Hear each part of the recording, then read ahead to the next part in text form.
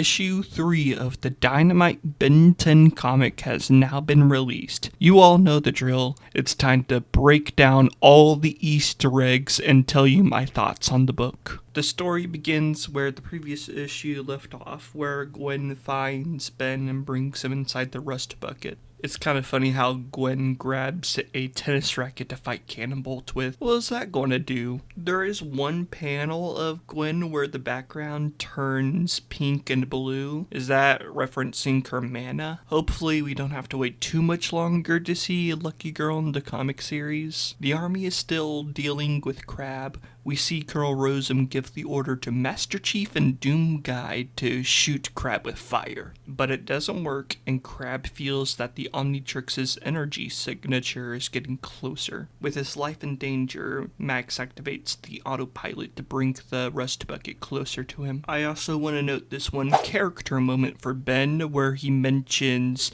that he's ready to bail out on this summer vacation. This Ben does not want to be a superhero. He's forced to be one, which is a huge departure from how he was written in the original series. Thinking about it now, this actually makes this version of Ben a lot more like Danny Phantom. Danny didn't want to have superpowers. They were forced upon him by his parents' machine. And here Ben is forced to be given superpowers by the Omnitrix attaching to his wrist, which may also be Max's fault. Pretty interesting turn of events. I hope that the comic doesn't have Max tell Ben and Gwen about the plumbers off screen. We need that reveal on screen this time. We only got a little bit of the conversation and truth and secrets. Not that much. When the kids arrive at the fight with Crab, I believe this is the first time Ben intentionally tried to turn on the Omnitrix. And we do not see him select an alien on the dial, he just taps the faceplate and turns into Diamond Head. Diamond Head so far is probably the most animated looking character in the comic, which I appreciate a lot. His trunks here are also Omniverse colored. He's even got the Omnitrix belt. I really like this Diamond Head design. It's pretty good. I wouldn't mind seeing Diamond Head look like this in the next animated series, if they ever make one. The cyborg says, "Some kind of Petrosapien on this pathetic rock? Then surely you've heard the cosmic legend of Crab." He continues, "It's been eons since I've tested my metal against a Petrosapien. Perhaps this planet will provide some challenge for me after all." I guess this means we're not doing the reboot thing where Petropia survived Vilgax's attack on the universe.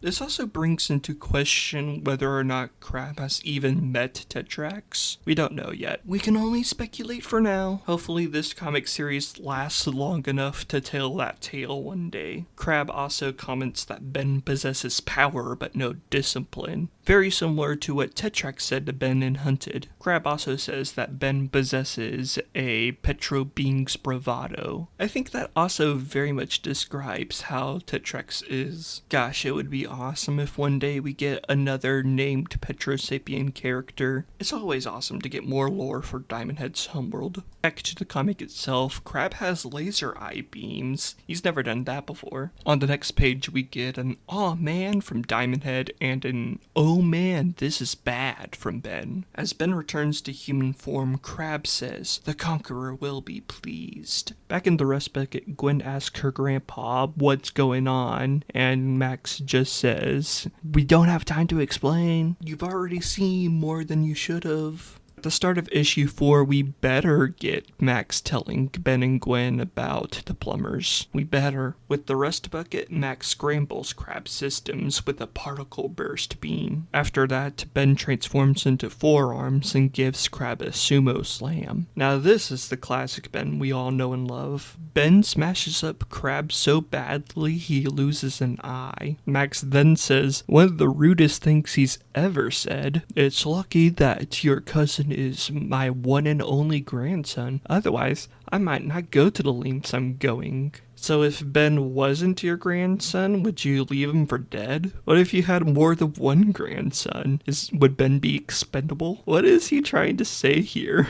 Is Max more of an anti-hero than a hero? I don't understand this line. I guess this also means that Gwen's brother, Ken, doesn't exist. Rest in peace, Ken. Your automobile was pretty awesome. The Tennysons managed to get away with a smokescreen, and Max says that they won't be able to track them, not with their level with hardware. Max tells the kids that, "Don't worry, the summer just began. I'm sure everything's going to be just fine." The military then takes Crab in for examination. Who knows if this version of Colonel Rosem has met aliens before or not? It's pretty vague and unclear. On the last page we cut back to Vilgax's spaceship. His minions mentioned that Crab's biosignal has gone dark. Vilgax calls Crab a cybernetically enhanced Pisces Permin, which is the first time Crab's alien species has ever been mentioned outside of the pop-up trivia facts.